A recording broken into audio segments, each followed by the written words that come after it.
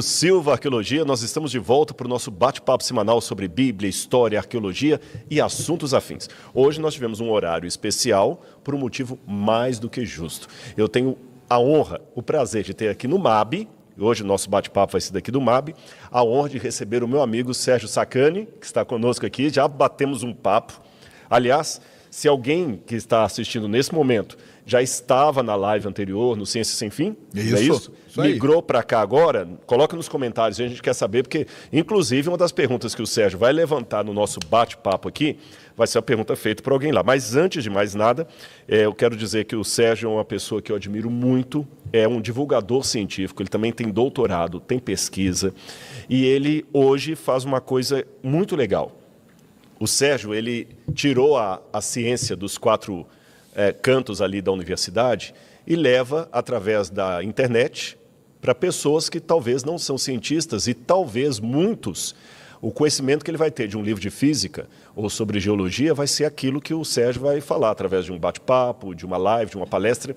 E uma coisa muito legal, porque ele acabou de chegar de Brasília, onde ele estava fazendo um trabalho também, e é um trabalho recorrente, que ele vai fazer em outros lugares, de levar ciência para crianças também de periferia, de escolas públicas. Então, Sérgio, parabéns pelo seu trabalho. Eu acho que o Brasil precisa de mais pessoas com essa iniciativa. Obrigado, Rodrigo. Estavam lá em Brasília, a gente tem um projeto grande lá que chama Ciência na Estrada, vai rodar o ano inteiro, só em lugares periféricos, cada vez mais periféricos, para a criançada, e é muito legal ver a criançada lá. Sábado a gente teve mais de 4.000 pessoas lá, domingo ontem a gente tinha mais de 2.000 pessoas lá. Nossa. Muita criança, as crianças felizes, a gente fez experimento de química no palco, lançamos foguetinho, fizemos muita coisa, foi muito legal mesmo. E é legal você ver a criança, que ela é curiosa, né? As crianças, eu faço apresentação no teatro e abro para pergunta. Quando é criança que vem fazer pergunta, eu já fico arrepiado. Porque criança, ela não tem preconceito, ela não tem medo, ela faz a pergunta e vai embora. E são as melhores perguntas, são da criançada. Então foi muito legal. Mês que vem a gente estava em Ceilândia, mês que vem vamos estar em Sol Nascente, que é uma outra periferia ali de Brasília. E quem ajuda financeiramente a isso? Porque tem gasto com passagem, com os experimentos. Cara, esse é um projeto junto com a Secretaria de Ciência, Tecnologia e Inovação do Governo do Distrito Federal. Um salve aí para o Léo Heisman, que é secretário lá de... Judeu, né? Com esse sobrenome. Rio Brasília. Cara, eu não sei. Deve ser, viu? Pergunta para ele, viu? O Léo Heisman. Então ele com esse dinheiro, é um dinheiro público, entendeu? A gente participou de tudo certinho. Tá? É aquele imposto bem investido. Tá tudo lá no portal da transparência e é muito legal mesmo. Então, você aí que é de Brasília e região, daqui um mês certinho, 19 de março, estaremos em Sol Nascente com esse projeto aí legal demais. Olha, então agora já fica um incentivo também para outros líderes de outros estados, no nosso São Paulo aqui, por exemplo, que possa reproduzir isso aqui também, não é isso? Governador Tarcísio, olha, coisa legal, levar a ciência nas escolas e com alguém que a galera gosta, porque eu vi aqui no NASP, por exemplo, eu já sabia que isso ia acontecer. Quando a galera vê que o Sérgio estava aqui, o tanto de jovens que vêm querer tirar foto com ele, isso é um negócio muito legal mesmo, muito da hora. Então, gente, muito obrigado por sua participação. Vão entrando aí, vão mandando já mensagens lá para sua avó, naquele grupo da família lá, para sua tia, para todo mundo participar. Essa live aqui promete. Vamos falar um pouquinho sobre Bíblia, sobre ciência. Eu vou fazer algumas perguntas para o Sérgio, mas antes de mais nada, eu quero convidar você, que gostaria de ser meu aluno na Bíblia Comentada, na plataforma Bíblia Comentada, passa lá, dá uma olhada, tem muita coisa legal para você. Já aqui, na descrição desse vídeo, a gente vai colocar o link, já está lá o link, inclusive, já está lá. A Laura sempre me corrige, não fala que vai colocar, não, já está. Então tá certo, já está o link, você pode entrar lá no Bíblia Comentada. Olha, e até o Sérgio vai ouvir isso pela primeira vez. O Bíblia Comentada foi o que ajudou a construir isso aqui. Que demais. 80% ou mais do que vocês estão vendo de toda a construção desse museu foi através das mensalidades do Bíblia Comentada. 20% foram doações. Legal. 20% doações, 80% Bíblia Comentada. E agora, o Bíblia Comentada ajuda a manter o NASP, o MAB, ajuda a manter o MAB, ajuda nas pesquisas arqueológicas, quando a gente vai para Israel escavar, e mais.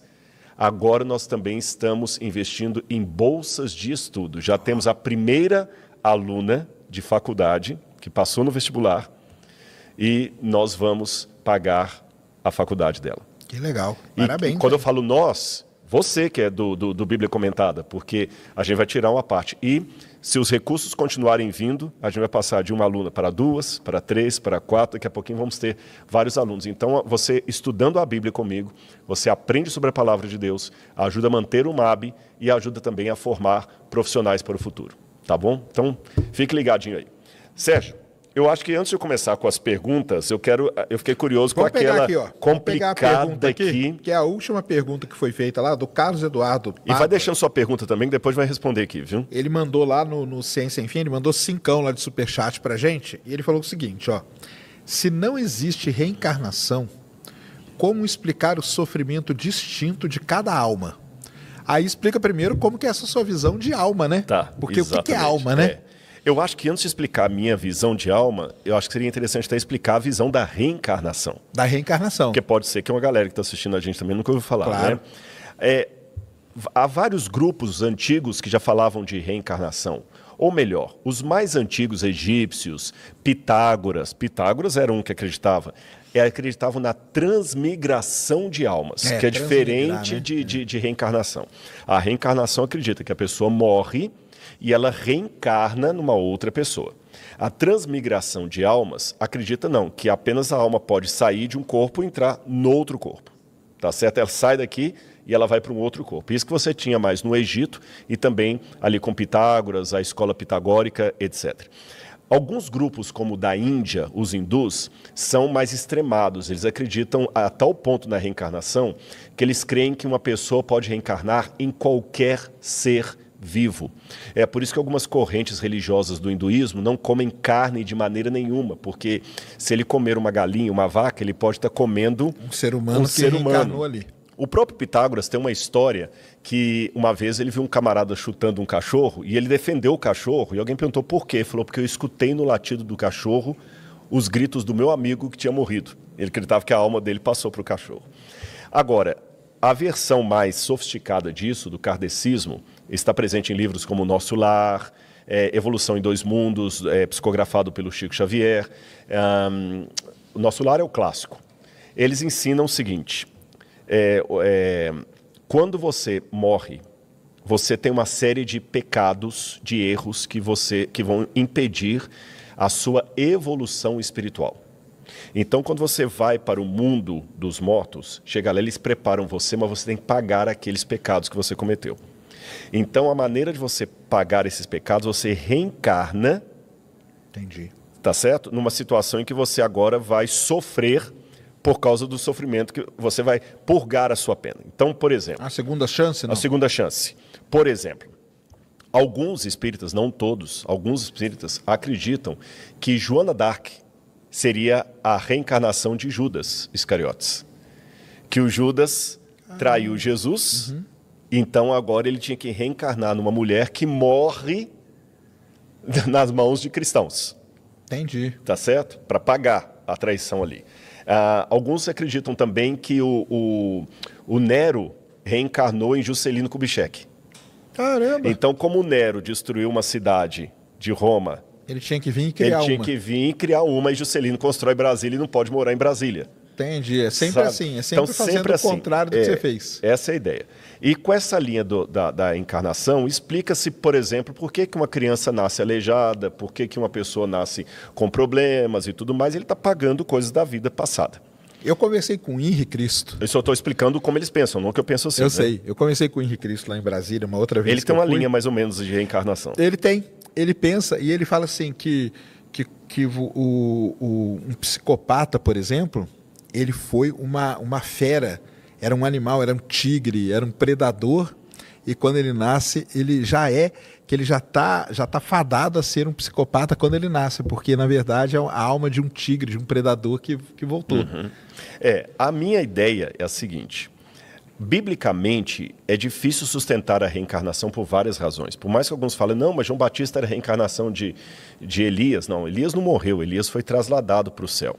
A Bíblia até proíbe a consulta aos mortos. Então, até a atividade mediúnica, eu estou falando com muito respeito aos espíritas que estão nos assistindo, eu só estou mostrando a minha resposta. Sim, claro. A atividade mediúnica de você receber de um morto uma mensagem para passar para alguém, é expressamente proibida na Bíblia Sagrada.